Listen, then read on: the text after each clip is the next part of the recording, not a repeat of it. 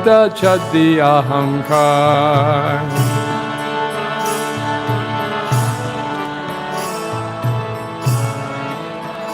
Ilose Sarva Gune Guni Mahashoy Pratishtasa Chadi Koro Amani Hridoy.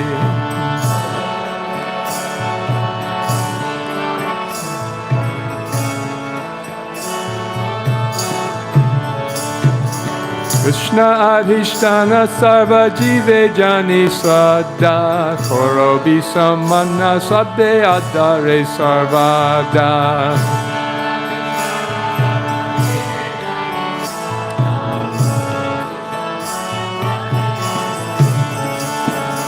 Danya Doya Anye Mana Pratishta Bhajan Chare Gune Guni Hoye Koro Hakirtan.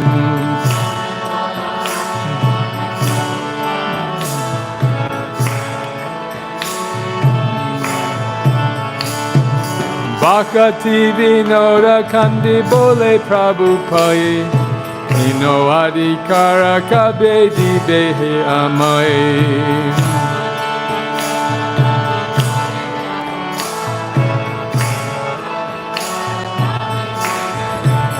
Together, when Shri Krishna Kirtan always occupies your mind, latent Vaishnav qualities in you begin to shine. Feeling humbler than the grass with no thought for yourself, set aside false pride and honor everybody else. Practicing forbearance with the patience of a tree, care for other beings and give up hostility. Living peacefully, do not put others in distress. Lose yourself and think of ways to bring them happiness. Even if you have a great soul's greatest qualities, let your heart stay humble without passion for prestige. Krishna lives in every being, always recollect. Thus to all and at all times give friendship and respect. Mercy, meekness, reverence, and loss of lust for fame. These four virtues sanction you to chant Lord Krishna's names. Weeping Bhakti Vinoda cries out at your feet, when will all these saintly qualities appear in me? Hare Krishna, Krishna Krishna, Hare Hare, Hare Ram, Rama Rama, Hare Hare.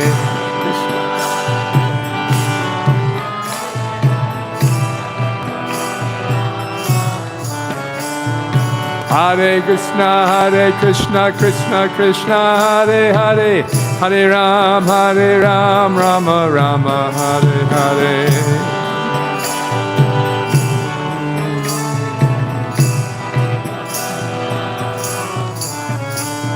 Hare Krishna, Krishna Krishna, Hare Hare, Hare Ram, Rama Rama, Hare Hare.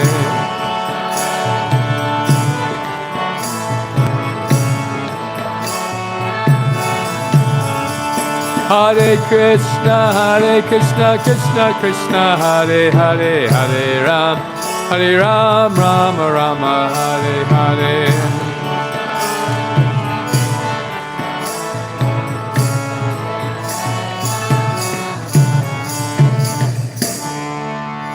Srila Bhaktivinoda Thakur ki jai.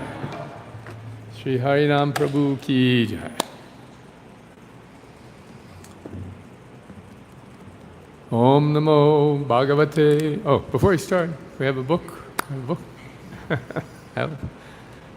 Any comments on this? Any reflections on these lines from Bhaktivinoda Thakur?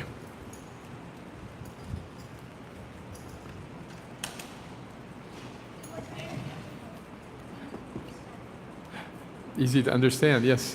Yes. Do you read the whole thing? The translation, okay, yes, like a japa affirmation? Nice. Okay, so I thought I was bringing something new. You read the translation, not this. Yeah. Yeah, that's one of the affirmations for reasons why we chant Yasyasti Bhaktir Bhagavati Kinchana. Right? The good qualities emerge in the life of a devotee. So you're studying the 17th chapter of the first canto. Okay? How Parikshit received the age of Kali. 17th chapter. Yeah. Now verse, is it 40 today? 43, 45, I think. Om Namo Bhagavate Vasudevaya. Om Namo Bhagavate Vasudevaya. Om Namo Bhagavate Vasudevaya. Narayanam Namaskritya Naram Chaiva Narottamam Devim Saraswatim Vyasam Tato Jayam Udirayet Nasta Preshvabhadreshu Nityam Bhagavata Sevaya Bhagavati Uttama Shloke Bhaktir Bhavati Naishtaki. This is the punishment and reward of Kali, chapter 17. Okay. So, O'Neill, where are we? Oh, okay. I'm sorry, somehow I got 40 to 45, but that's all right.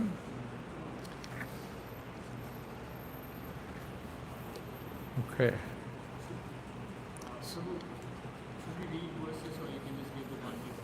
No, let's read the verses. That's what we usually do, right? You have a microphone or? Without microphone? If there's mic handy, that'll be nice. I'm going to pass it around. Yeah. Okay, so text 28. I'll start and then. Oh, go ahead, Prabhu.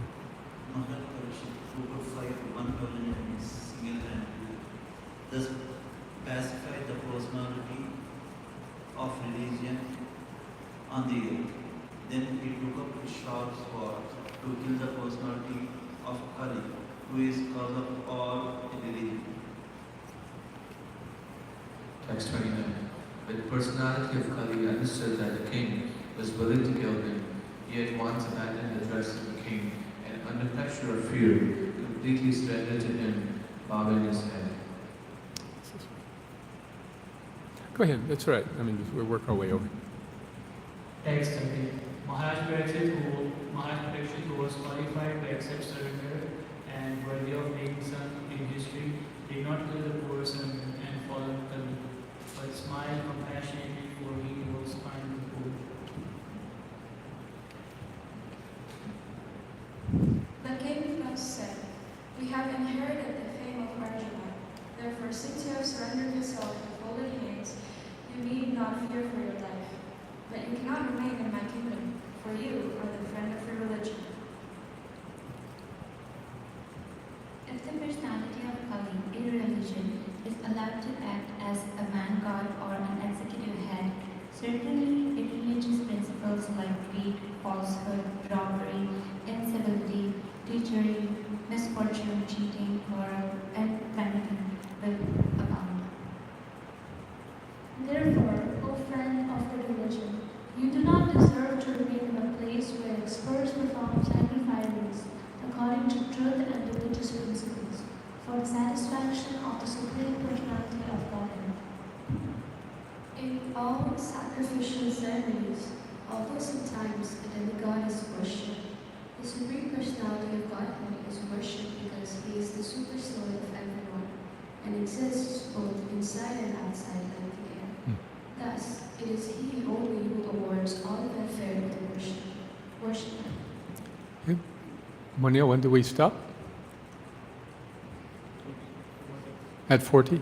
Okay. Sri Sutta Goswami said, 46. the personality of Kali, thus being ordered by Maharaj Parikshit, began to tremble in fear. Seeing the king before him like Yavraj, ready to kill him, Kali spoke to the king as follows. Very humble. O your majesty, though I may live anywhere and everywhere under your order, I shall but see you with bow and arrows wherever I live. Therefore, chief among the protectors of religion, please fix some place for me where I can live permanently under the protection of your government. Suta Goswami said, Maharaj Parikshit, thus being petitioned by the personality of Kali, gave him permission to reside in places where gambling, drinking, prostitution, and animal slaughter were performed. Personality of Kalakanta was something more, and because of this begging, the king gave him permission to live where there is gold, because wherever the gold is, there is also a falsity, intoxication, lust, envy, and envy. Right.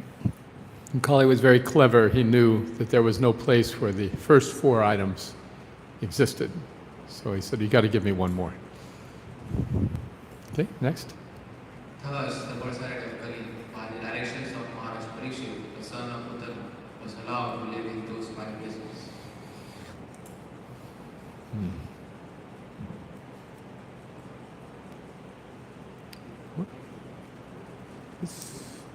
Therefore, next 41, therefore whoever desires progressive well-being, especially kings, religionists, public leaders, brahmanas and sannyasis, should never come in contact with the four above mentioned alien in these principles.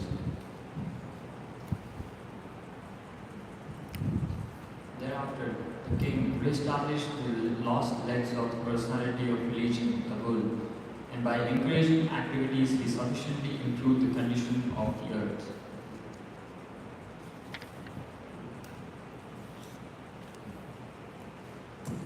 The most fortunate emperor Maharaj Parikshit, who was entrusted with the kingdom of Hastinapur by Maharaj Yudhishthira, when he desired to retire to the forest, is now ruling the world with great success due to his being glorified by the deeds of the kings of the Kuru dynasty. Maharaj Parikshit, the son of Abhimanyu, is so experienced that by dint of his expert administration and patronage, it has been possible for you to perform a sacrifice such as this. Okay.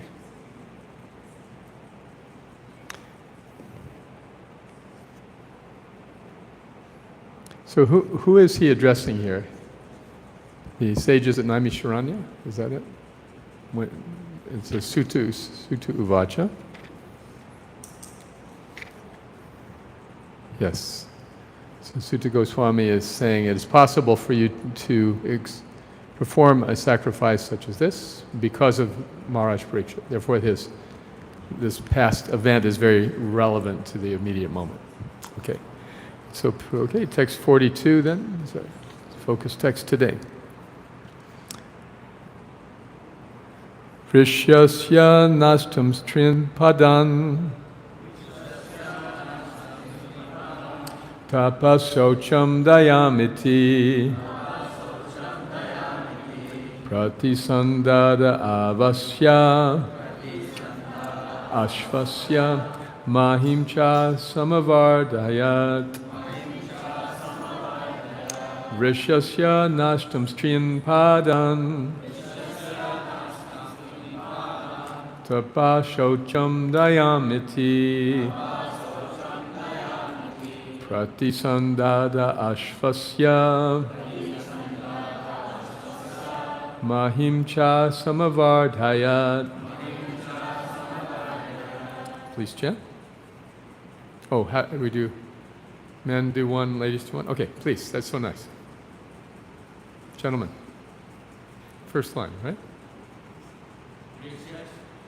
Everyone together.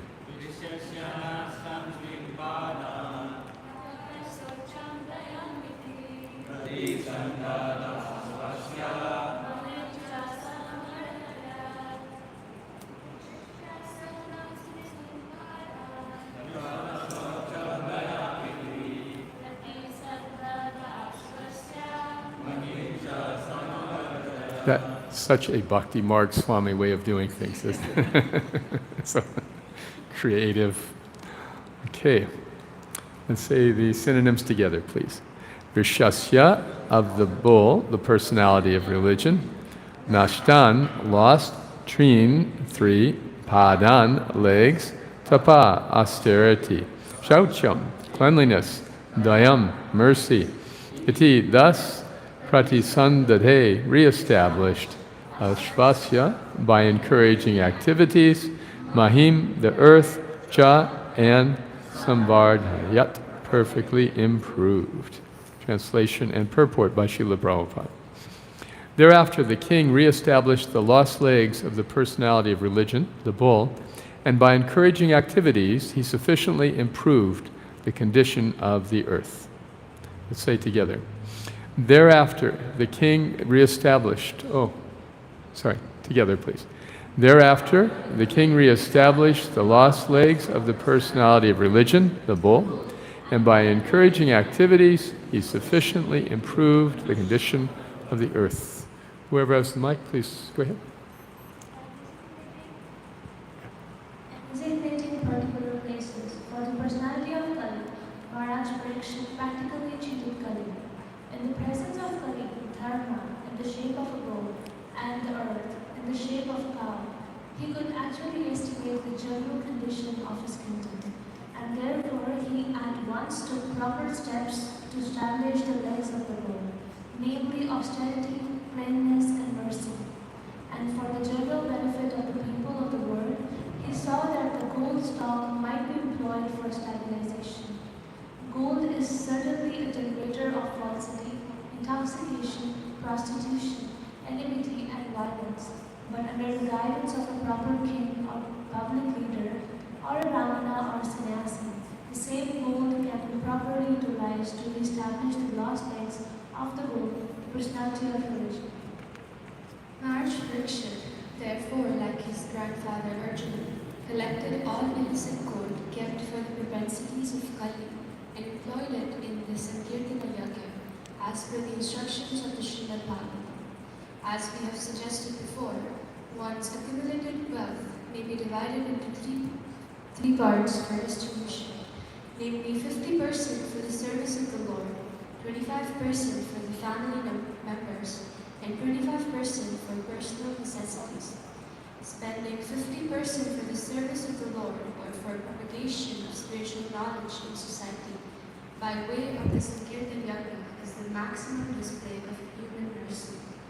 People of the world are generally in darkness regarding spiritual knowledge, especially in regard to the devotional service of the Lord, and therefore to propagate the systematic transcendental knowledge of devotional service is the greatest mercy that one can show in this world.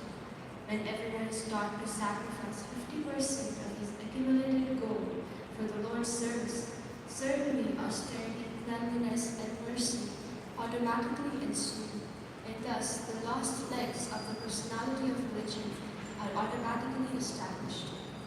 When there is sufficient austerity, cleanliness, mercy, and truthfulness, naturally, Mother Earth is completely satisfied, and there is very little chance for Kali to infiltrate the structure of human society. Jai. Srila Prabhupada ki jai. Srila Prabhupada was once asked, what is the most important passage in Srimad Bhagavatam? Does anyone know what Srila Prabhupada replied? And remember? He quoted a verse from this canto, first canto.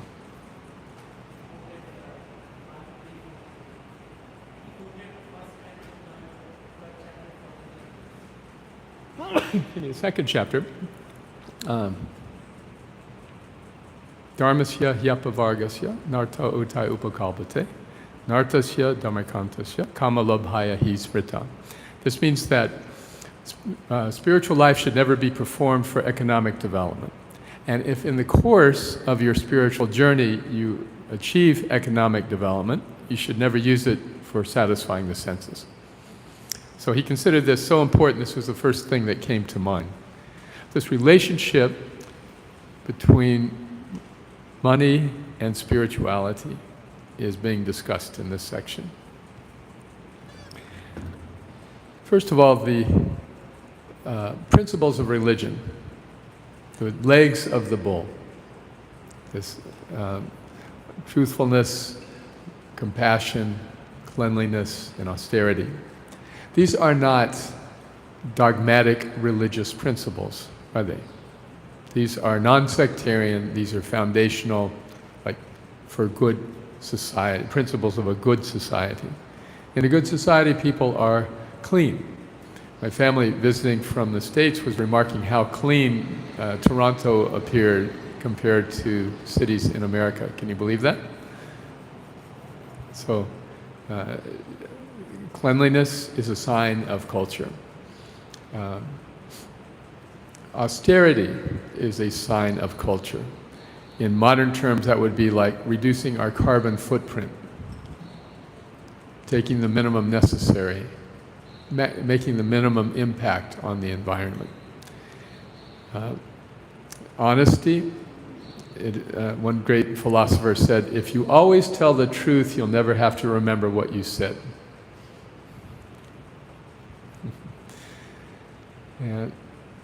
And mercy, compassion. Shakespeare said that the quality of mercy is not strained. In other words, it's not something that you have to fake or to act or to pretend you have. Rather, it is something that falls like a gentle rain from heaven. And it is twice blessed. That is, it benefits the person who is feeling it, and it benefits the person who is receiving it. These are qualities of a good society, are they not? All of them. Now, Srila Prabhupada gave us 4 regulative principles. He said I could have millions of followers if I just eliminated these 4 regulative principles.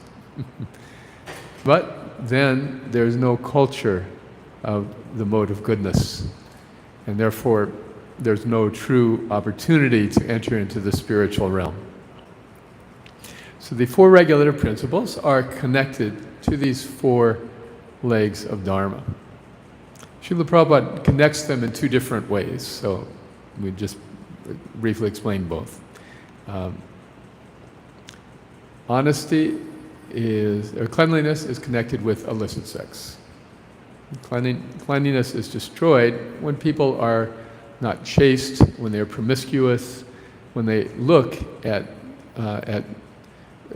reproduction not as a means of increasing the society, but rather as a means of enjoyment. So this creates dirt in the heart as well as in the body. And as a result of this, not observing this principle, there is so much disease and so much suffering in the world as a result. It is very traumatic when a woman becomes pregnant with a child that she does not want. It's very traumatic and very disruptive for everyone concerned, and particularly the child not being born into an environment where they are wanted or expected. Rather, there has to be some effort to try to accommodate them as on the side. But that is the natural outcome of sex, having children.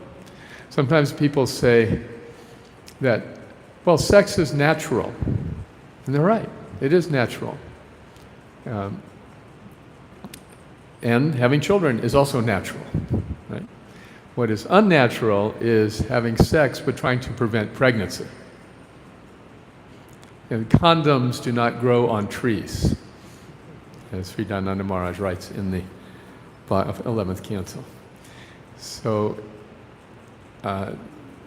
this very hard to relate to regulative principle, one that most people find the most difficult, is connected with so many social benefits. If people simply learn to control their sex desire and use it for the proper purpose, then society becomes so much more sane and peaceful. As a Westerner, I see this as a great advantage in Indian culture, although it's rapidly degrading. But there's some foundational understanding of the value of control in Indian culture. And thus, things like arranged marriages are possible. And I know many couples who had arranged marriages who are just very successful in their marriage, for the simple reason that there's never any sense of, oh, well, let me choose this one or this one or this one or this one. Oh, this didn't work, let me try that one. See? It's just, this is a duty in the course of my life, and I'm going to fulfill it, and it's not defining my existence. It's just a duty. I have to do this, so I'm observing. Gambling destroys honesty. Therefore, it is another one of the regulative principles. Gambling means I want something for nothing. Gambling means that I am risking that which I have for something that I hope to gain. So Chanakya Pandit says that one who gives up the certain for the uncertain very often loses both the certain and the uncertain. So gambling is a dishonest means of earning money. It is, one hopes that in relationship to the amount I'm risking, I'm going to get so much more.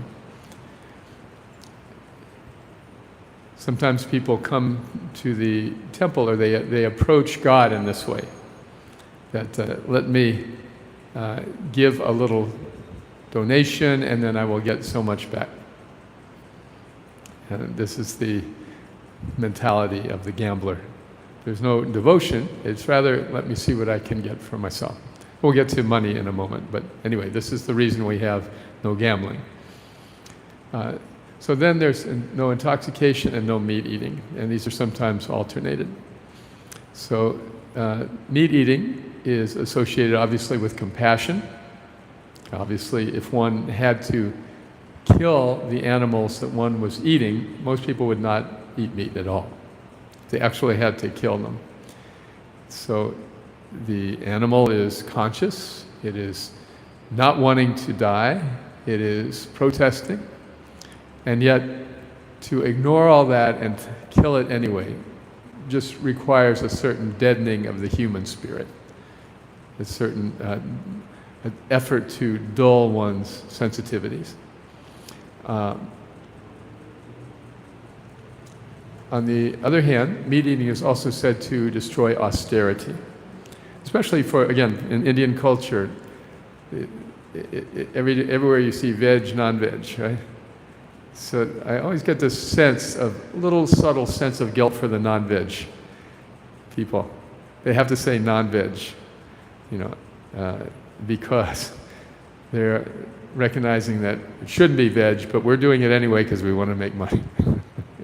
Am I wrong in that? It's like a little bit of an indulgence. Non-veg. Okay, we're non-veg. Come on. So austerity in the Indian culture is associated with meat eating, because obviously it's not necessary. It's just for the habitual tastes of the tongue. And yet, naturally, if you give a child a plate of fruit or a plate of meat, like a toddler, 2-3-year-old, which will they go for? They'll naturally eat the fruit, yes, that's actual nature. It has to be conditioned, it has to be imposed on people to become meat eaters. It is not something they would gravitate to.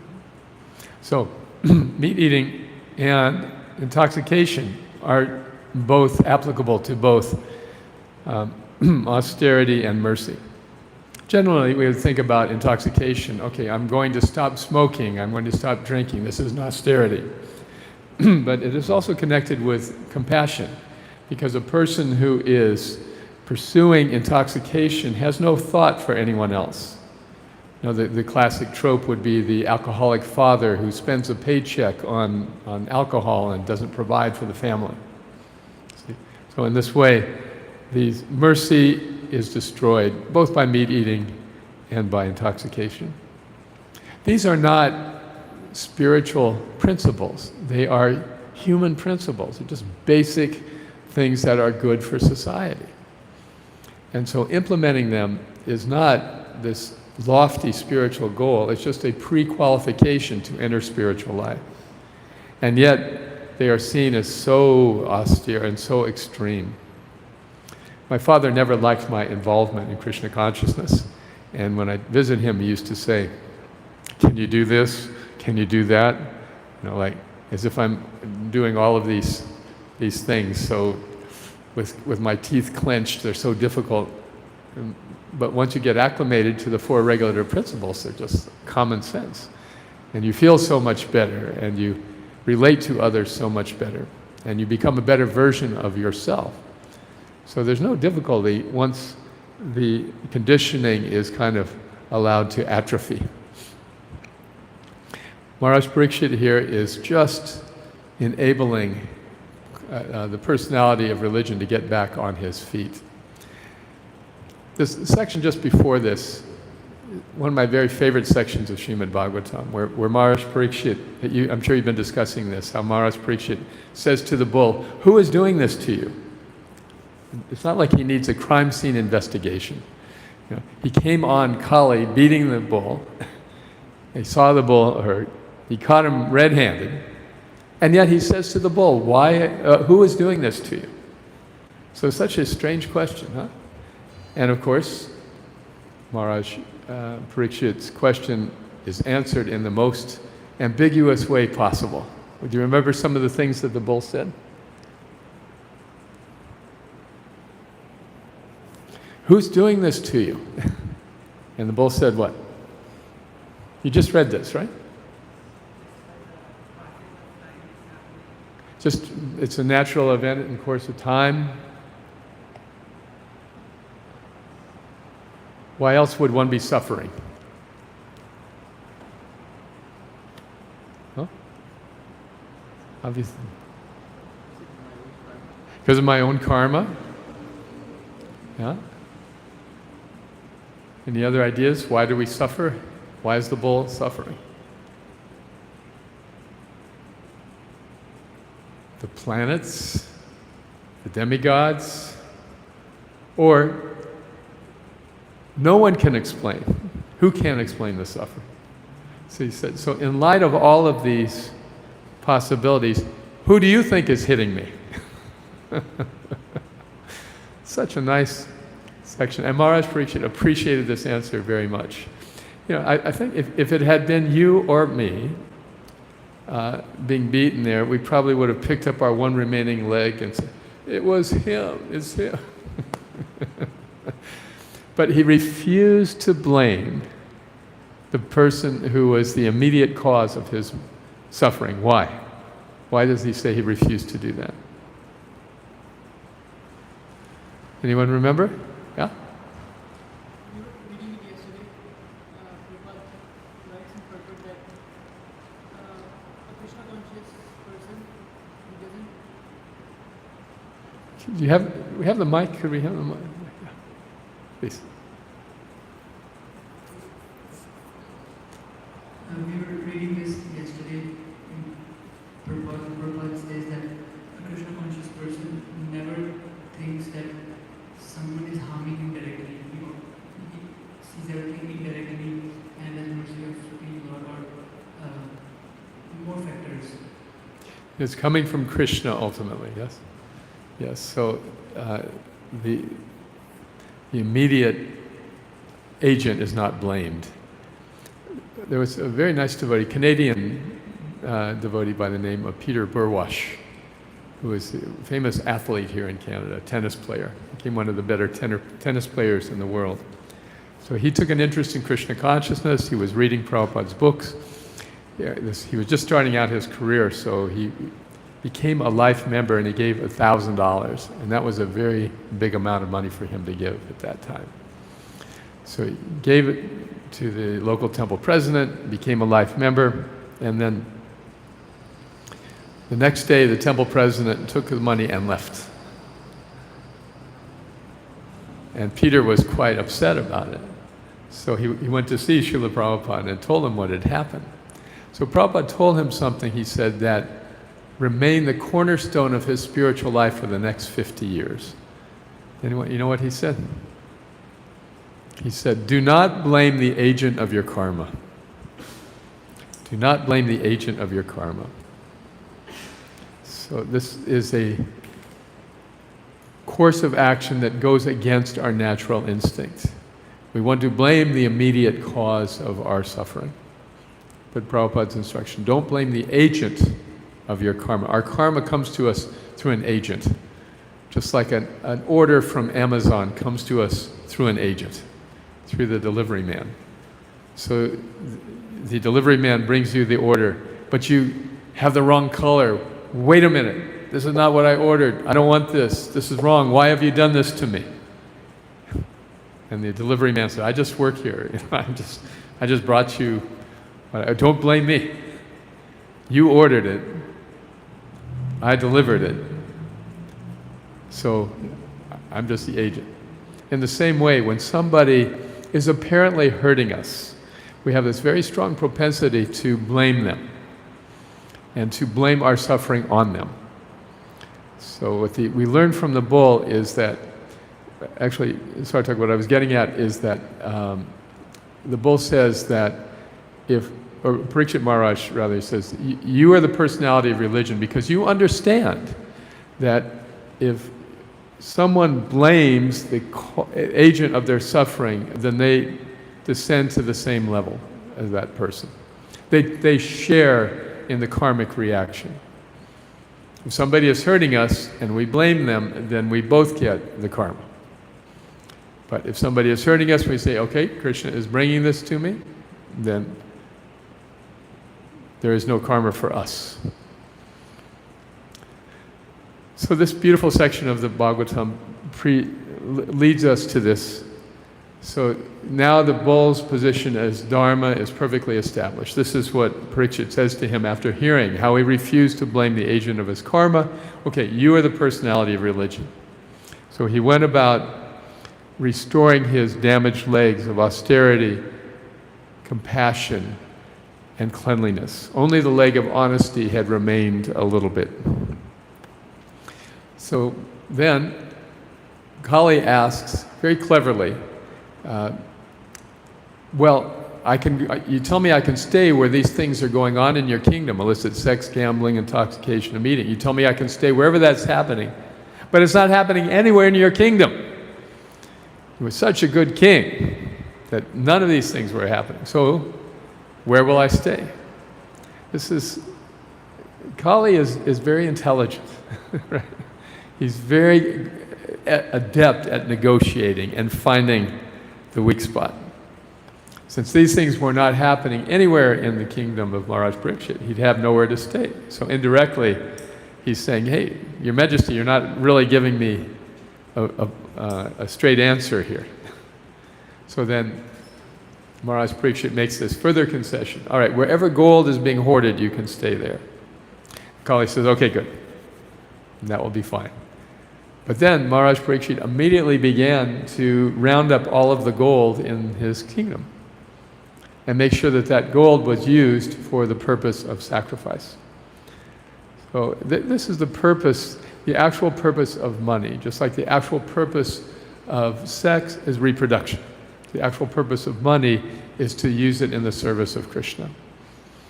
But we are conditioned to think that money will make us happy.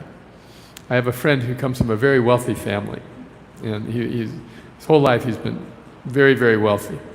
And he said, in his experience, most devotees hope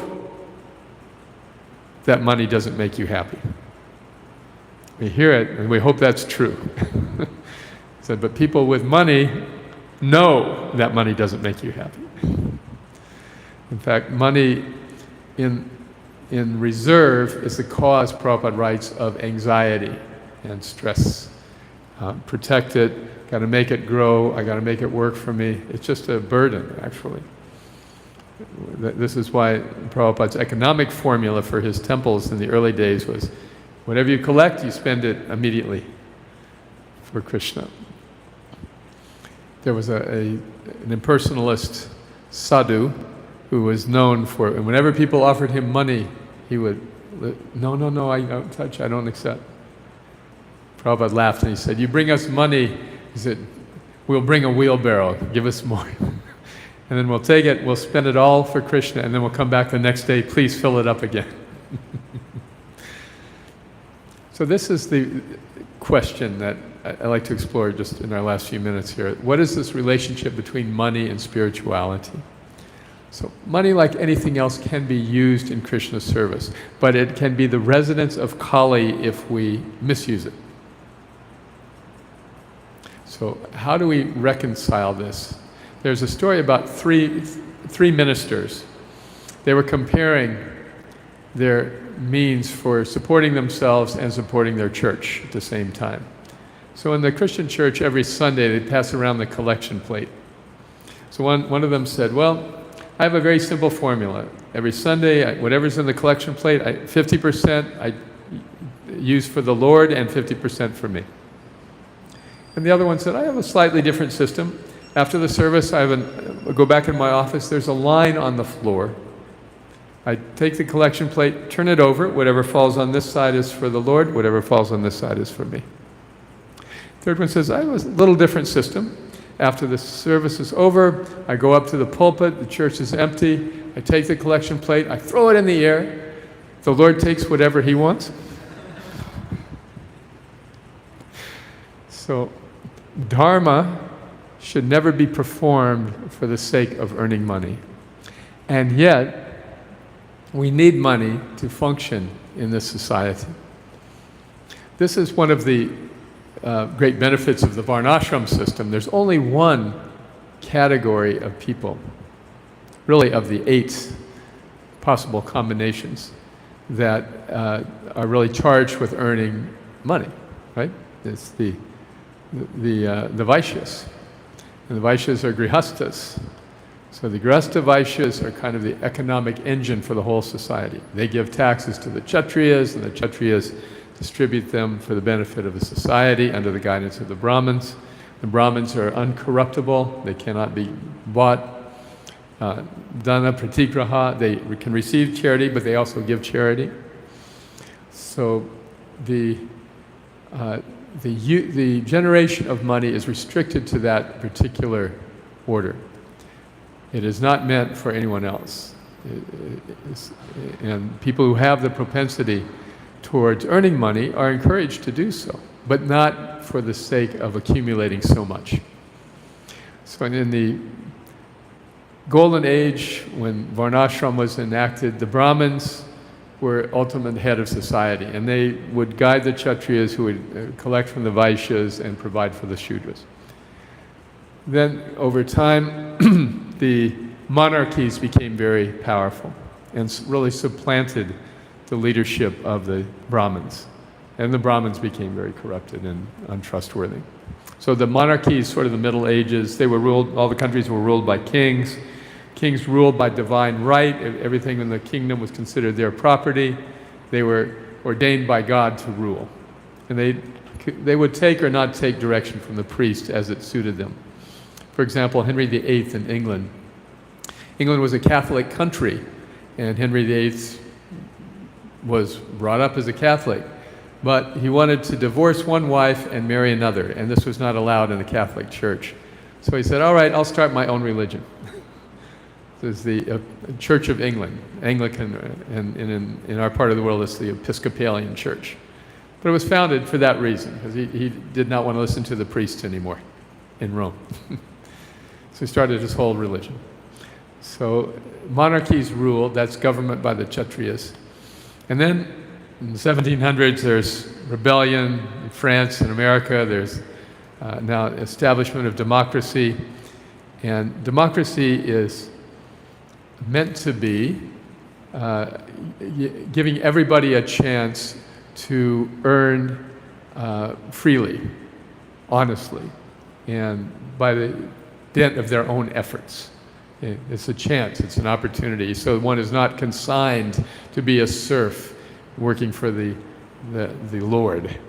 So that was the great experiment of government by capitalism, government by the Vaishyas. One of the American presidents was famously said, "The business of America is business." So it's pretty much the same in Canada, isn't it? Capitalism, we have this freedom to earn money and opportunity to earn, and that's what everybody considers the goal of life, and a great opportunity to better yourself. Like my parents were both from very poor families, but they got educated, they were able to earn and raise their standard of living. You know, they considered that like the highest goal of life, and when their son wasn't interested, they said, "What's wrong with you?" So communism, ultimately, is government by the Shudras, at least in theory. It's meant to be all the people, the state owns everything, and all the people are equal, you know, and cared for by the state equally. Everybody is, there's no hierarchy whatsoever. Everyone is on the same. This is government by the Shudras, again, in theory. So these are the effects of Kali Yuga, that government goes from leadership of the Brahmins to leadership of the Shudras. And today, gold is just such a corrupting factor. Our esteemed President of the United States, in his second year in office, reported that he earned $1.7 billion, something like that.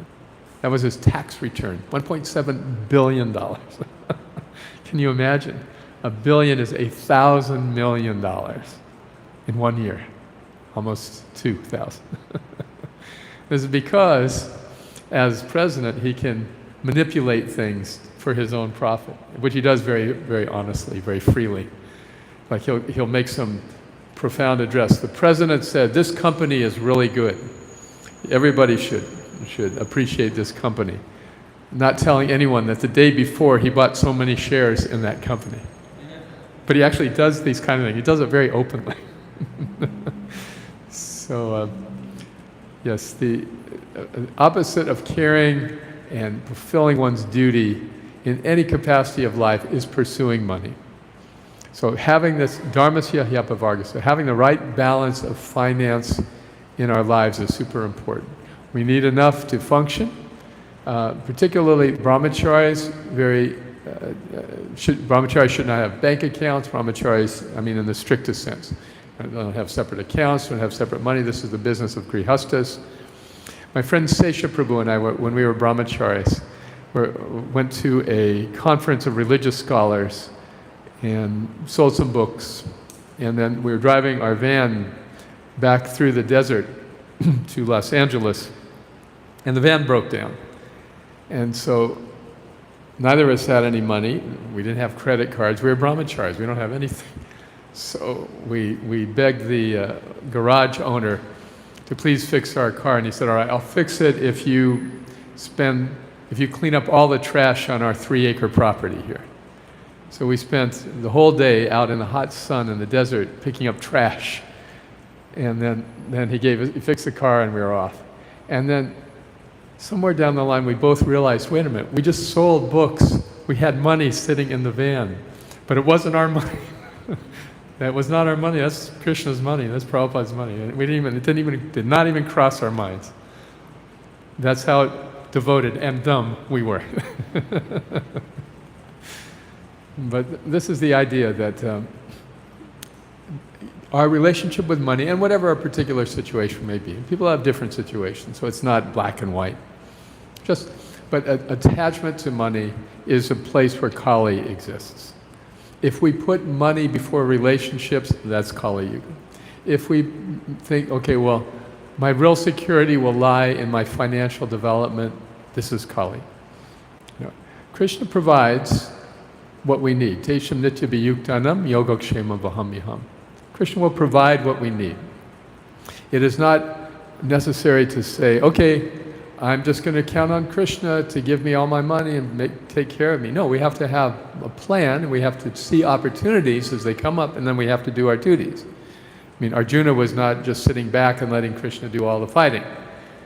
But at the same time, even if we have money, we know that our real security is Krishna, that this money is coming from Krishna, and it's meant to be used for Krishna.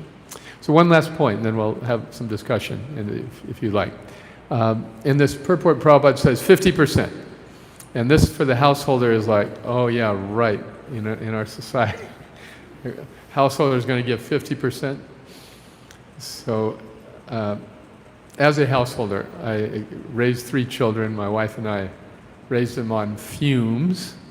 We had what we needed, but it was very minimal because we were both working in our missionary capacity in ISKCON. And they say, and if you work for ISKCON, the salary is lousy, but the fringe benefits are out of this world.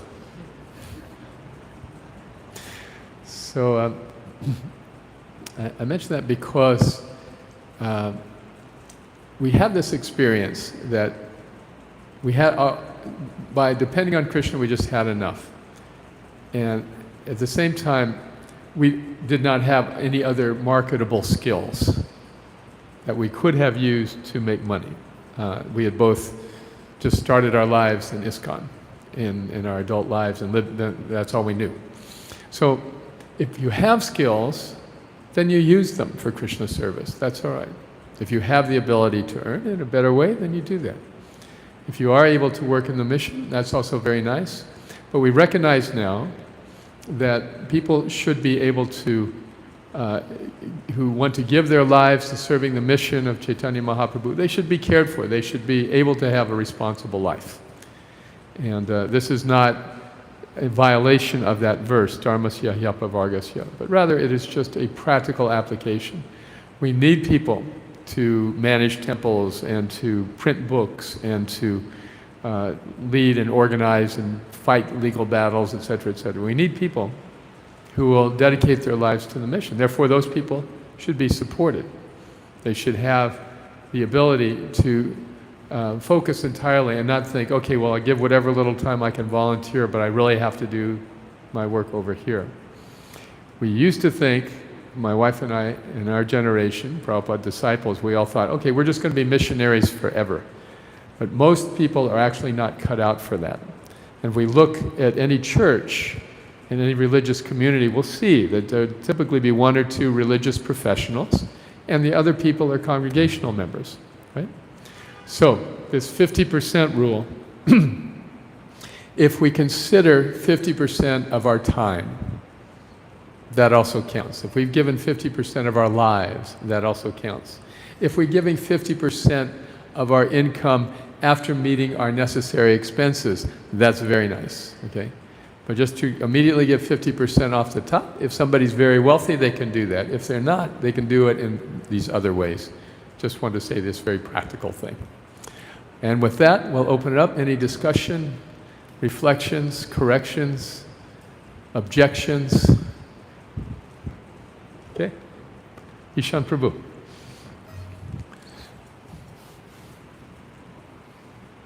Thank you for your class, Prabhu. One line I really liked was devoted and dumb.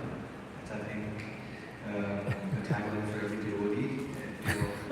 It's amazing how this goes on. Yeah. And my question is about, you mentioned, the 3 types of governance, especially around this world. Kshatriya's rules of monarchy, the Vaishya's rules of capitalism, and Shudra's to communism. So, in an ideal kind of living situation for a Vaishnava or a Vaishnavi, for them, what kind of governance is the most optimal, or what is the governance by Brahmanas called? What is that called? What would that be if you look at it in a political sense? Right. Jesus perhaps said it best. He said, render unto Caesar that which is Caesar's, and render unto God that which is God's. So in other words, the government, we have certain obligations to the government because they provide certain things for us. They provide roads, and they give us defense, and they give us social safety net, as it were. So we have obligations. We take these things. We can't just say, okay, I'll take all, thank you very much. We have then obligations in society. And this means that there are covenants that are built in, that are contracts that are built in if we choose to live in a particular place. So being devotees, we can't say, well, I'm transcendental, I don't have to observe any of these things. No, this is not correct, nor is it dharmic, right? We take, then we have to do we have to return. Otherwise, we're like thieves, as Krishna explains in chapter 3. But render to God that which is God's. So if we live in a society where we are free to practice the spiritual practice of our choice, this is actually a great benefit in the modern world, and it does not exist everywhere. We're free to practice our religion, we're free to practice our bhakti practices, we're free to have public festivals, and this is not the case everywhere in the world. In fact, you could, as far as populations, it would probably be almost half the world where there's considerable degree of religious repression. So we should, it's Kali Yuga, we're not going to expect that there are going to be Brahmins guiding society. There's going to be, fat Vaishyas in charge, at least in some parts of the world. Overweight, corrupt Vaishyas ruling things. So this is the freedom that we have. Okay, I want to live in a place where at least I can practice Krishna consciousness openly. Devotees who have done without that are just amazing. In Russia, China, yeah. Very courageous. Okay. So yeah, we do our duties, we pay our taxes, and we chant Hare Krishna, and we feel fortunate. Yes, Prabhu. I actually had the same point. I never thought of the 3 types of government compared to 3 varnas. So thank you for sharing that. My question is regarding, so sometimes devotees, they share that, you said that we should live a life where we fulfill our needs, but not accumulate more. So there's also a concept of abundance and scarcity. Some people believe there's so much for everyone, so you can keep on collecting and still there'll be enough for everyone. So, and following that, they collect more. So how do we look at this? In other words, does it affect our spiritual life if we're living in poverty, if there's scarcity? And does it help our spiritual life if there's a sense of abundance, that I can be generous? It really is quite individual. Depends on the nature. Some people can live very austerely and be very happy with that, and other people cannot tolerate it. So we don't judge others by our own standards, whatever they may be. Then we'll be happy. Jayananda Prabhu was this good example. He had this real resistance to spending any of Krishna's money. So in 1976, he was working and preparing for the big Rath Yatra in New York, and he had jeans that he'd been wearing for years with big holes in the knees, and this was before that became fashionable. So the temple president was saying, Prabhu, please, you can't run around with these pants with holes in the knees. It just doesn't look right. And so the next day, he saw Jayananda, and Jayananda had cut off the pants and made them into shorts. And the temple president got another devotee and said, would you just please take him and get him some pants? And so they went to the store together, and Jayananda looked and he found a pair, and then he says to this other devotee, he looked around, he said, I think I can do it. And he started walking towards the door with the pants. And the security guard saw him and he caught him. And he called the police, and he had to go to court. So the court, they arrive, Jayananda's there, the security guard is there, the judge is there. The judge says, you've been accused of stealing. Do you have anything to say in your defense? He said, Your Honor, I work for a temple, and we never have enough money, and I just couldn't stand spending the temple's money on myself. And as he was saying this with such heartfelt conviction, the security guard says, Your Honor, I'll pay for the pants. So the point is, if we have that nature, and it really comes from our heart, we can live like that. But we have to be honest and true to our own nature. And by nature, some people love to make money. And that's wonderful. Make money full blast. Just don't hoard it. Be generous with it. And use as much as you can in Krishna service. Is that all right? Okay. It's our time. No? Anyone else? Okay, please.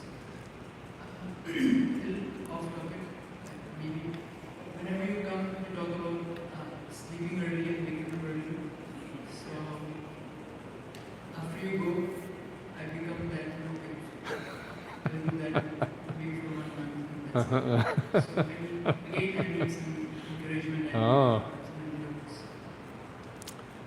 Yes, my favorite sadhana tip. Yes.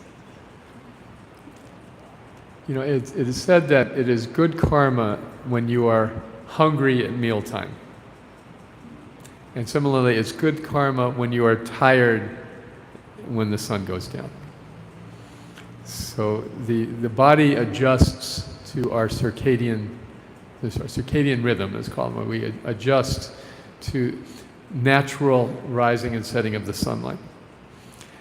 Prior to the Industrial Revolution, many people don't know this, but it was just common throughout the world that people would go to bed when the sun set, and they would get up when the sun rose, but that's can be a long period, 10, 12 hours. People would not sleep that long. They would wake up and get up in the middle of the night. Get up maybe after 3 hours of sleep, they'd get up and do things, and by candlelight, and then after 2-3 hours up, then they go back to sleep until dawn. It was called the second sleep. And if you study this, you'll find this was more or less the standard for human beings all over the world. But with the Industrial Revolution, first of all, there were electric lights, and you could stay up late and have light. And then people were expected to work 8 hours, 10 hours in a day. So no time for a nap, no time for sleeping. You're supposed to go to the factory and work. And so people had to get more, they would sleep all night. So we're still, today, the beneficiaries of that impact of the Industrial Revolution. So it's actually quite natural to wake up early. And especially if we rest when the sun is going down. So this is not something like it's imposed on ascetics in an ashram. It's just kind of reverting to what is natural for most people. So to be tired when it's 7 o'clock, 8 o'clock in the evening, then this is very auspicious. And one of my god sisters used to say, at 8:30 I turn into a pumpkin. It's like Cinderella's ball is over. I'm back. And why is that beautiful? Because you sleep at 8:30, you rise 2:30, 3, without an alarm clock. And those hours are so precious. So whatever you love to do, if you do during those hours, you'll do it 10 times better. Or love to do, or even have to do. If you love to write, you will write better at that time. Your mind will be so much more clear. If you love to study, you'll study much better. If you have to study for school, you'll study so much better. Students typically say, I got a big test tomorrow, I'm going to study all night. And then the next day they're brain dead, right? So much better. Go to bed and then get up early and study then, and then you'll be so much more able to absorb the material. If you like sleeping also, you'll sleep so much better during those hours. Whatever is your priority in life. So the idea is to get our bodies more in tune with our nature. And if you do it by rote, by practice, over time it will become second nature. So you sleep, it gets dark, you just automatically want to go to bed. And then you'll sleep deeply, and then you wake up well before dawn and say, great, now I have time to chant. Isn't it wonderful when you chant all your rounds before breakfast? How many people have finished 16 rounds today? All right, what's your name?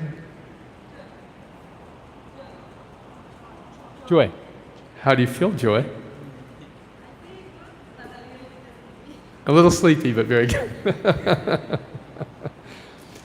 Better to be a little sleepy but joyful than well rested and miserable, right? Or anxious. Yes, this is the point that we have made this deep commitment, and it's no light thing to chant 16 rounds. Is no light thing. It is a heavy commitment, especially in this very industrialized world. But if we do that, if it's the most important thing, and we do it in the morning, our rounds will be better, we'll be more connected with Krishna, and all day long we'll feel, now I am free to serve to my heart's content. Not that, I got to serve, but I got to finish because I have to finish 4 rounds. You see, you understand? It's always in the back of our mind. So first things first. All right, is that helpful, Sartan? I could go on. No, it's been a hallmark of my spiritual life, and my wife and my serious sadhaka friends. We get up, we don't set alarm clocks, we just 9 o'clock, that's it, we're in bed. Yes, Prabhu. Hare Krishna, Prabhu. Hare First Krishna. of all, thank you so much for your class. I didn't know you were coming today. I just found out last night before I sleep.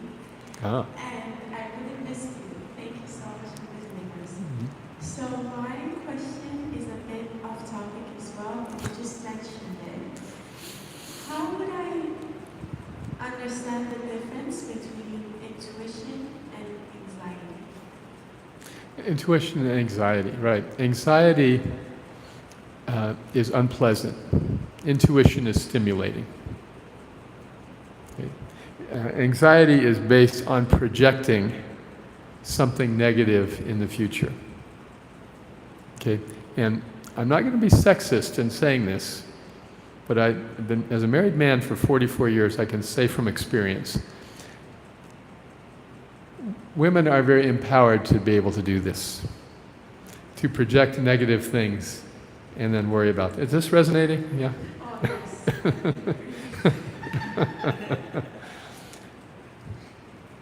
Men are too busy with the soccer match to think about it.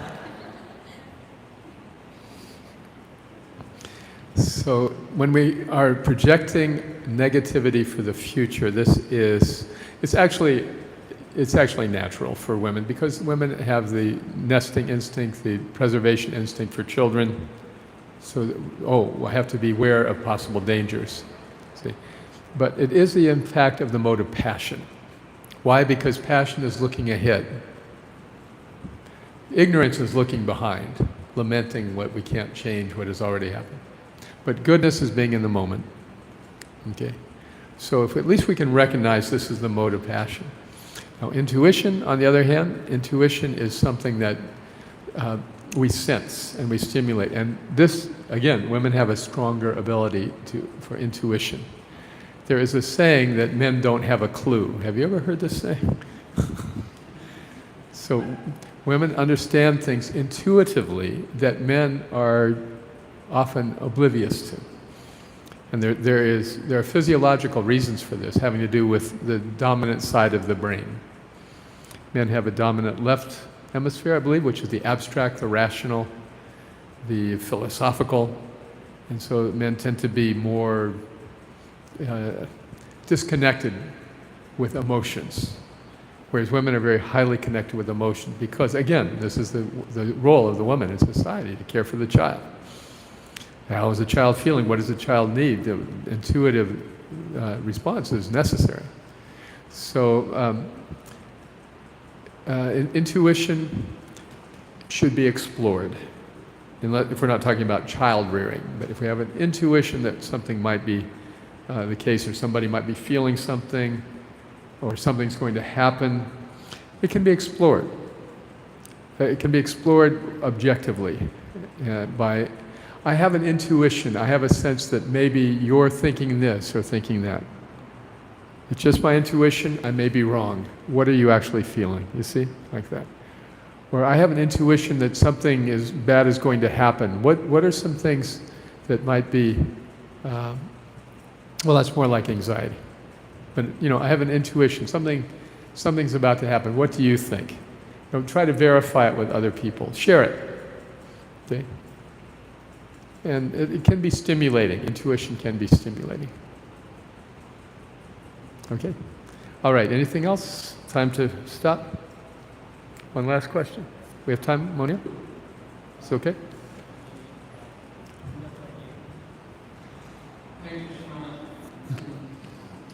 So I was just thinking about the statement that dwelling on the past is ignorance, future passion, and goodness is in the present.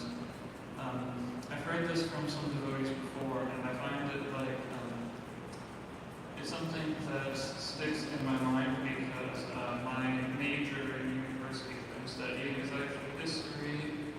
So, and I think I have heard some devotees who seem like a little bit dismissive of history because they're like, oh, that's just dwelling in the past.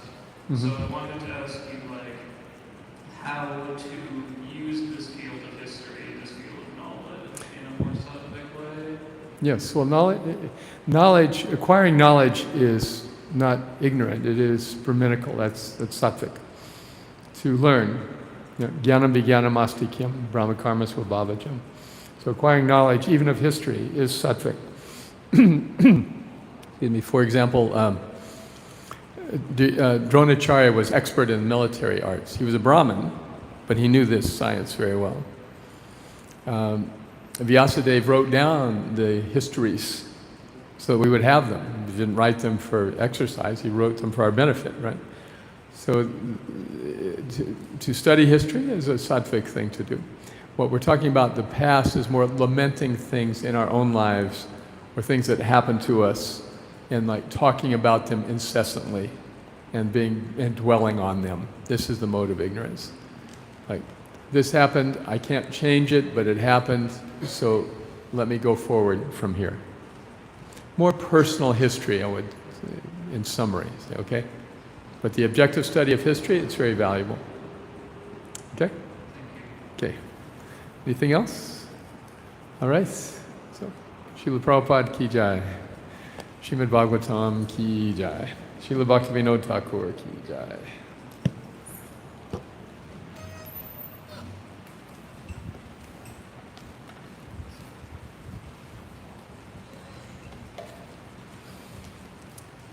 Right, was that all right? Yes. Too long? No, that was okay, but